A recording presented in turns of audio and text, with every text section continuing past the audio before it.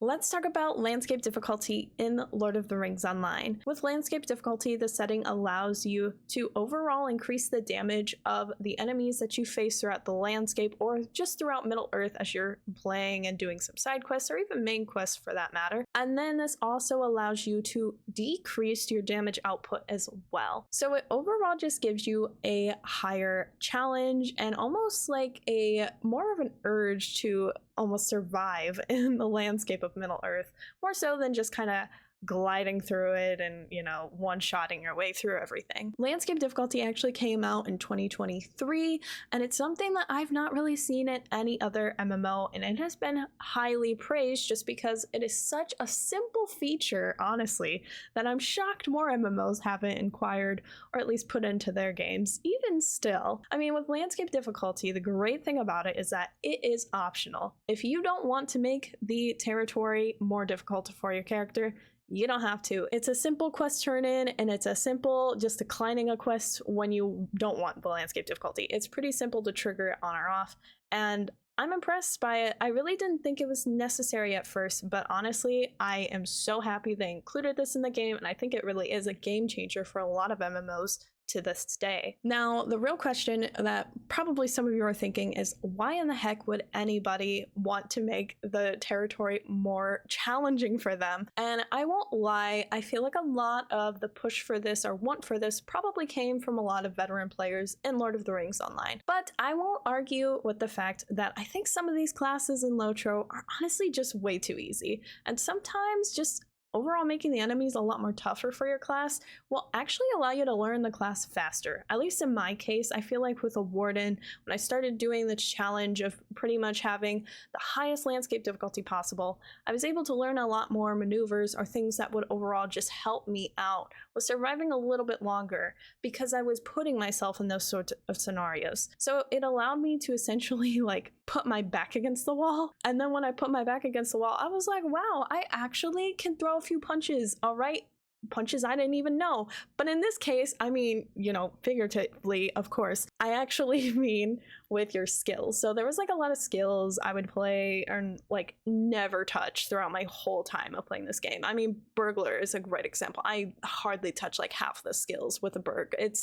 It's incredible. But I would say that with the landscape difficulty, I learned things a lot faster because I was put in more hard case scenarios without having to go to raid or group content in order to get that sort of fulfillment. And I do feel like with LOTRO and just with a lot of MMOs, seems like a lot of people go to grouping content or almost like raiding content, for instance, to get a more challenging time. But with LOTRO, now you can do that with your landscape in general while you're going through quests. And I also won't lie to you either. I think landscape difficulty is great overall because some classes in LOTRO are just way too easy. I'm looking at you, Bjorning, but I'm not going to lie to you either. There are some classes I would never put on landscape difficulty. It would just be way too challenging. And I mostly rank that on the lighter armor scaled classes. There's a few out there that really, you know, are OP as heck anyway, like lore masters that maybe aren't included in that scenario. But with the heavy armor classes, I would certainly recommend you turn on landscape difficulty because they just take way too many punches and their damage is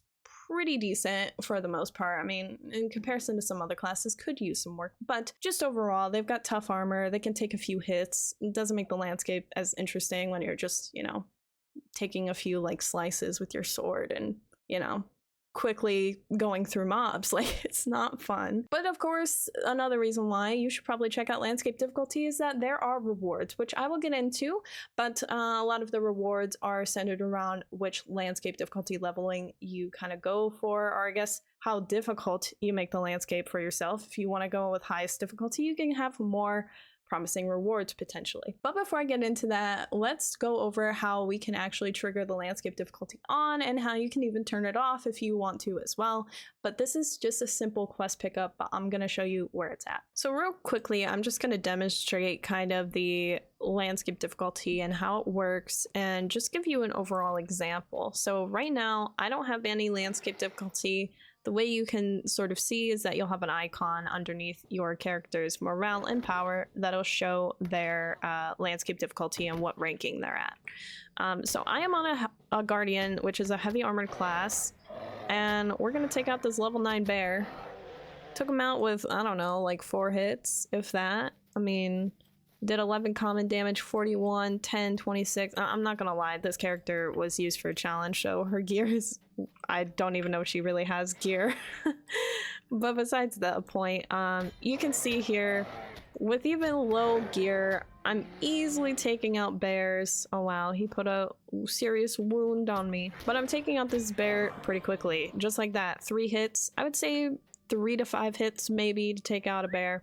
Now let's go turn on landscape difficulty and see what we get to, and I'll show you where you gotta go to turn on landscape difficulty. So here is the NPC we need to talk to. This guy is called the Hardened Traveller, who is pretty much the way that you set or stop your landscape difficulty, and overall just look at the different rankings you have available. So there are several places where you can find the Hardened Traveller. He's not just outside of the Prancing Pony, he is also at a few other locations like Archet, Little Delving, which is where the hobbits will start out in the Shire, and right outside of Thorn's Hall, outside of the doors by Thorn's Gate, he is there as well, Mossward, and also the 21st Hall. So pretty much you can find the Hardened Traveller in the starter area zones, but also in 1 or 2 main hubs, I would argue, 21st Hall and Prancing Pony. So when it comes to the Hardened Traveller and how you have to choose your landscape difficulty, you will have a quest pickup. Now, mine is showing I have a turn-in. Reason being is because I actually have the coins that you can barter with the Hardened Traveller, which I'll explain here in a bit. But when you click on him, you'll see this big list, and it says difficulty 0 through 9. I'm going to say difficulty 0 literally means you are playing on the landscape. It is normal. There's no landscape difficulty. So this is the bare minimum everybody starts out with in the tutorial, and it's kind of up to you on whether or not you want to keep playing with that. If you do want more of a challenge, there is difficulty 1 through 9. Now I'm going to say that I pretty much look at these in 3 categories. So difficulty 1, 2, and 3 are kind of just like for the fun, but at difficulty 3 at Fearless, that is where you can start earning specific titles. If you have Fearless difficulty on from a certain starter level to a level 50 or even a level 130, if you have it on for the whole time, you can get special rewards, which I'll go over in a bit. But Fearless is kind of where I would have anybody start. It's kind of where you can truly feel a lot of the landscape start to boost up, but it's nothing crazy. Now I will say with Fearless though, it is a little tough because there are debuffs that can hit you like the Eye of Sauron. Eye of Sauron is pretty much like a big square. It's a red square. It'll pop up, and if you don't move, it's gonna flame your butt, literally, and take over like half of your health. So this is sort of where you have to start paying attention to more of the debuffs that are being put on you, because it can actually pop up like this. For example, is just one of the debuffs Sauron can do that's most notable. But if you're not paying attention to your surroundings, you could have the red square and you could probably like get sliced in half at least by just standing in that puddle. So kind of keep that in mind. It's not as frequent to pop up in Fearless, but it's still something that starts at the Fearless difficulty. Now, Heroic is kind of like actually heroic. I don't know a lot of people who play on heroic difficulty. This is kind of like insane mode LOTRO. So if you want a challenge, by all means. The highest I've ever actually successfully gotten through a LOTRO character was on difficulty 7 of heroic. And I'm pretty sure I was like a captain or something. Like I was constantly healing myself, and I was constantly like moving my pet and having them aggro enemies. And I pretty much had to be like very specific on my movements. Like it was very limiting. It wasn't really a fun kind of gameplay. It was more like insane mode. So if you want to go with heroic, that's up to you. But that's kind of where I feel personally a lot of the challenge almost becomes like unbearable and makes the game not as fun because it's too intense. But it's great for like, you know, content ideas. Like, I mean, we've done a lot of heroic +2 gameplays in this community, so. But honestly, when it comes to just my personal preference, normally I try to stick my characters between a Fearless or Fearless +3. That's kind of where my cutoff is. So like Fearless +3 I kind of use for a lot of heavy armored classes, and then Fearless I would probably use on more medium armored classes because they don't you know, they don't have as much of an armor rating. They probably take a little bit more on the hit side, and just overall it's probably going to be tough for them as it is, not having so much like, you know, resistance rating and all of that too, or parry and block and all of that too, potentially. So that's just sort of my personal recommendation. So I kind of avoid heroic, but if you want to challenge, I typically go from like fearless to fearless +3. I would kind of start around these areas, see what you think, and if you ever feel like it's too challenging or whatever, you can always change your mind. You can always change your mind. If you are starting at fearless though, and then you decide like, hey, actually, I'm gonna go down to daring, like at level 25 or something, you could potentially lose any rewards that you might have been able to get at fearless if you do go down to a certain level scale, but I'll show that up on the screen for you in a moment. But yeah, just kind of keep that in mind. You could potentially lose some aspects to rewards or titles if you change midway through your gameplay up to certain levels, but for the most part there's nothing stopping you from changing your landscape difficulty. So for instance, I'm actually going to do fearless +3 here because I am on a guardian, heavier armored class. This overall will kind of go over and explain what I've mentioned. It's going to make the game more difficult for you, and then also if you complete fearless difficulty 3 here, by achieving level 50 and 130 without reducing your difficulty below the fearless ranking, the difficulty 3 ranking. Basically, this is telling us if we ever want to go down to difficulty 2, we're going to lose rewards and titles. Pretty much what it says. So you accept the quest, and then you have to turn in the quest to the Hardened Traveller again. So difficulty 6, fearless +3. Completing this quest will increase the difficulty of enemies on landscape and missions. Hit finish now. The road ahead has become more dangerous. Oh, it's always so ominous. So the way we can confirm if we have landscape difficulty on, there's an icon that'll always be underneath your power bar. And yes, it shows difficulty 6, fearless +3. You do get an XP increase and a virtue XP increase, 20% on XP for just doing monster kills, and also +5% on the virtue XP earned. So allows you to level up a little bit faster. Real quickly, I am gonna go try to take out the bears again, and I'll just show you how much longer it's gonna take us to fight them. All right, again, level 9 bears, a few levels below us, but prior to this, we did not have landscape difficulty on. We took 3 to 5 hits, I would argue, to take out a bear. And now let's see how it's going. Oh boy, look at that. I immediately got wounded as well. Holy crap. What are we on? Like wave number 5. I got a bleed. Oh my god. Dude gave me 3 bleeds. Look at our health even. Holy. See, we got to like half health, but it took us a few more hits, a few more tries, so we can feel it. Oh my golly. All right, let's see if we can take on this bear and not potentially perish. Okay, well, it doesn't count when lag's in the way. Look at that. Wounded me again already. Ooh, I think we're toast. Ooh, I don't know how we lived that. Look at that. 2 enemies back to back, essentially, not taking a break, and I nearly am toast from that. Meanwhile, we did this earlier and we were like, you know, nothing. But that bear wasn't too difficult. Check out what we can do with this one.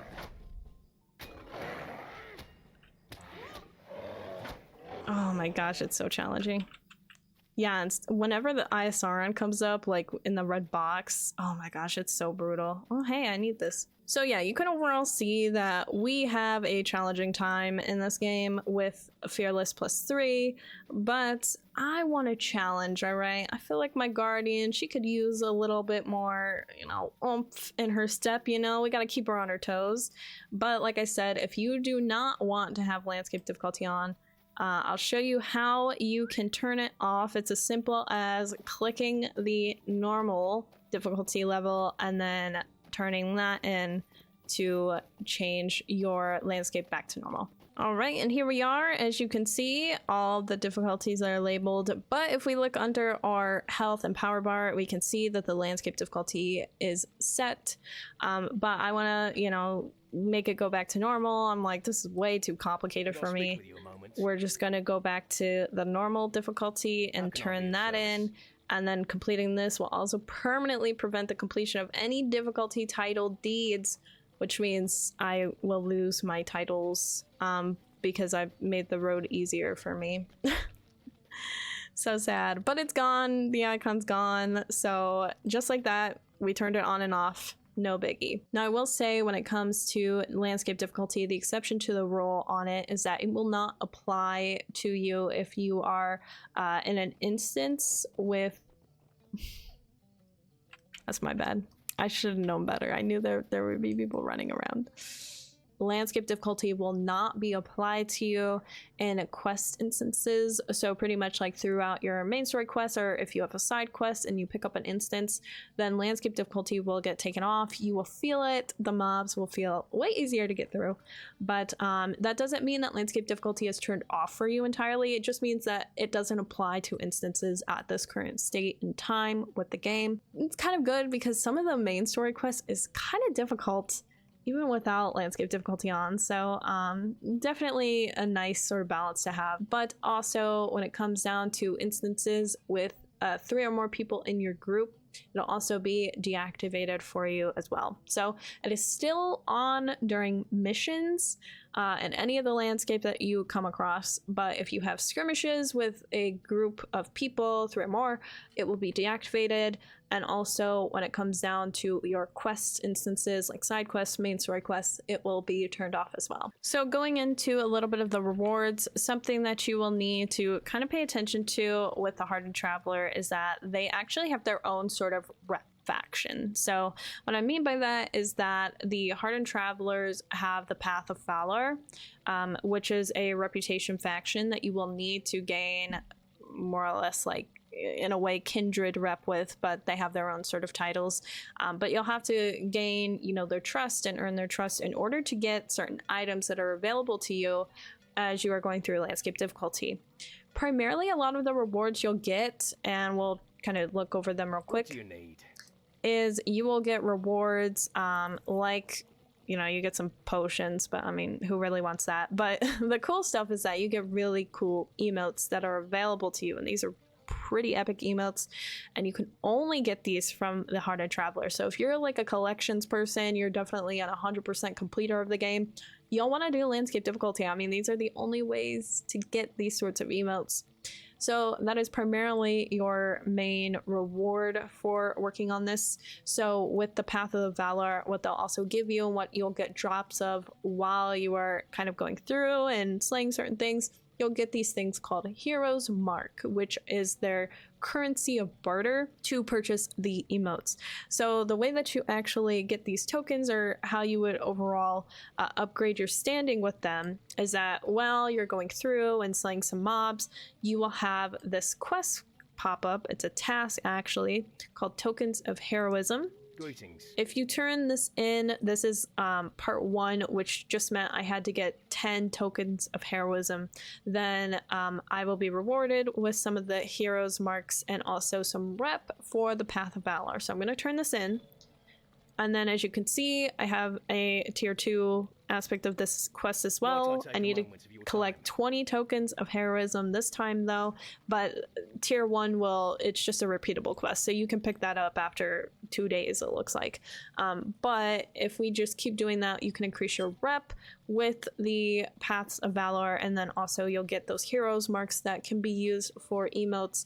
But the hard part about this is that you have to really get your rep up. You really do. Like, it's insane how much rep you gotta get before you can even get the emotes. So as you can see here, we're not in the best of standing with them right now, but I'm sure that we can get that up over time. But as I said, the tokens of heroism, they'll just kind of drop as you're going through and slaying mobs throughout the landscape. It's pretty random, so there's really no like rhythm to them, but you'll get them and then you can turn them in, and then you can get more rep, and then over time you can get those emotes unlocked. And something else I want to mention too is that you also do get titles, and I'm going to show you guys the titles that are available to you on screen right now. Like I mentioned though, you have to have a certain difficulty level that is in play in order to get titles that are associated with each level. So you'll get titles at level 50 or at level 130, but you have to have a certain difficulty ranking type, which I don't really think this is too difficult of a thing to get. Like, I mean, being on fearless and above is relatively what I go for personally. And I don't know a lot of people who go below so much fearless, so it seems like an easy thing to get. But if you ever feel like the landscape difficulty is too challenging, you can always turn it down, or you can always ask someone else to help you slay some mobs if you really need some help with them. But that is overall what I have for you on landscape difficulty and just this overall guide. I do really recommend turning on landscape difficulty even for a little bit, just because it does make the game a little bit more challenging for you. Does help you with learning your classes, at least it did for me. But anyway, I hope you guys enjoyed the video, and until next time, you better stay weird, you weird weirdos.